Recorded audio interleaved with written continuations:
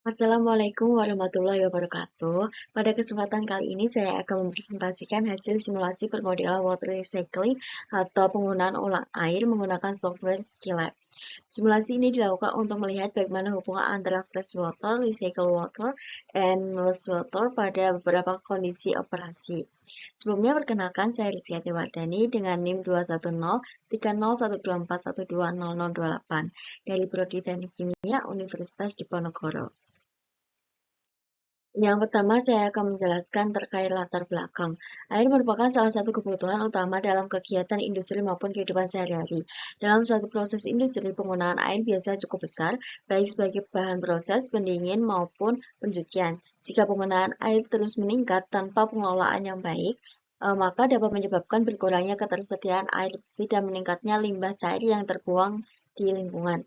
Untuk mengatasi masalah tersebut, digunakan water recycling atau penggunaan ulang air. Sistem ini bekerja dengan cara mengolah kembali air limbah sehingga dapat digunakan kembali dalam proses. Dengan ada water recycling, penggunaan air segar atau fresh water dapat dikurangi dan jumlah limbah cair yang dibuang juga menjadi lebih sedikit.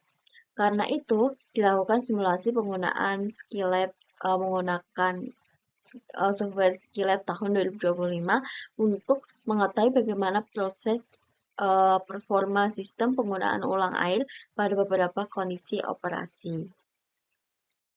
Terus selanjutnya ada tujuan. Tujuan dari simulasi ini yaitu yang pertama membuat simulasi sistem water recycling menggunakan software Skillab tahun 2025. Yang kedua, mengetahui hubungan antara fresh water, recycled water, and wastewater terhadap waktu operasi. Yang ketiga, menganalisis pengaruh kondisi terhadap performa sistem. Dan yang terakhir, mengetahui pengaruh efisiensi sistem terhadap jumlah air yang dapat didaur ulang dan jumlah limbah yang dihasilkan. Selanjutnya ada metode simulasi sendiri. Pada metode simulasi ini digunakan beberapa variabel operasi, yaitu waktu operasi, debit fresh water, debit recycle water, dan debit wastewater, dan efisiensi sistem. Simulasi dilakukan selama 24 jam, operasi menggunakan Skillab, kemudian simulasi dibagi menjadi 3 kondisi operasi. Yang pertama itu kondisi stabil atau steady state, yaitu kondisi di mana debit air tetap terhadap waktu. Yang kedua, kondisi dinamik, yaitu kondisi di mana debit air berubah terhadap waktu operasi. Dan yang tiga, variabel variasi efisiensi sistem, yang dimana kondisi kemampuan sistem dalam mendaur ulang air diubah-ubah untuk melihat pengaruhnya terhadap performa sistem. Fungsi objektif dari simulasi ini adalah memaksimalkan jumlah recycle water serta meminimalkan penggunaan fresh water dan wastewater. Terus selanjutnya terkait dengan hasil simulasi. Yang pertama itu hasil simulasi pada kondisi stabil. Pada simulasi kondisi stabil ini debit air cenderung tetap selama proses berlangsung. Dari grafik dapat dilihat bahwa fresh water pada sekitar 700 liter per jam dan nilainya relatif konstan terhadap waktu operasi. Kemudian recycle water juga berada pada kondisi yang stabil dengan wastewater sekitar 300 liter per jam dan tidak mengalami perubahan yang signifikan. Hal ini menunjukkan bahwa sistem bekerja secara seimbang tanpa adanya perubahan beban operasi atau perubahan kebutuhan air selama proses berlangsung. Jadi, di kondisi stabil ini menggambarkan proses yang berjalan normal dan konstan. Kemudian yang selanjutnya itu ada hasil simulasi pada kondisi dinamik. Pada simulasi kondisi dinamik, debit air mengalami perubahan terhadap waktu operasi. Hal ini terlihat pada grafik yang menunjukkan pola naik dan turun selama proses berlangsung.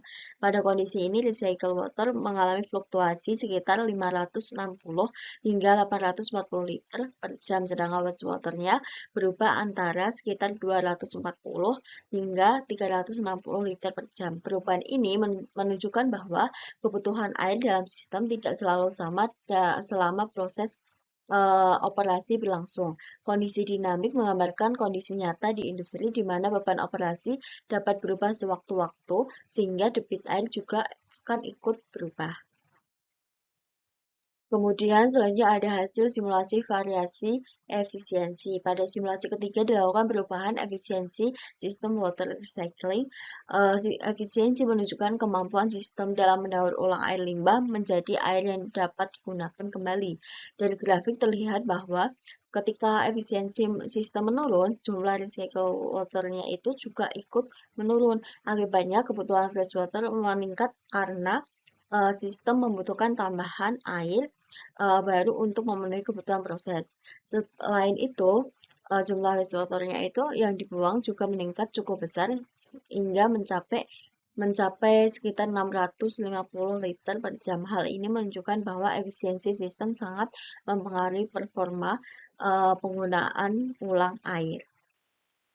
Nah, dari ketiga kondisi operasi tersebut, kondisi terbaik adalah kondisi dengan efisiensi sistem yang tinggi. Hal ini karena jumlah recycle water-nya yang dihasilkan menjadi lebih besar sehingga penggunaan fresh water-nya dapat ditekan. Selain itu, jumlah wastewater yang dibuang juga menjadi lebih sedikit sehingga lebih ramah lingkungan. Jadi, semakin tinggi efisiensi sistem water recycling-nya, maka performa penggunaan ulang air akan semakin baik. Kemudian kesimpulan dari simulasi ini adalah sistem water recycling berhasil dimodelkan menggunakan Skilab 2025.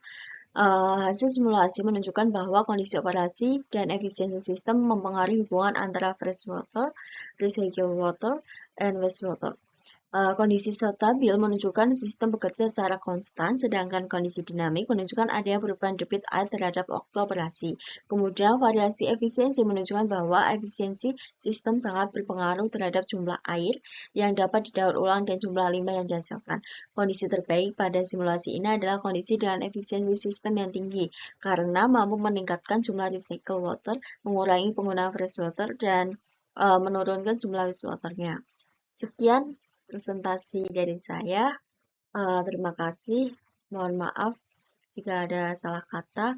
Wassalamualaikum warahmatullahi wabarakatuh.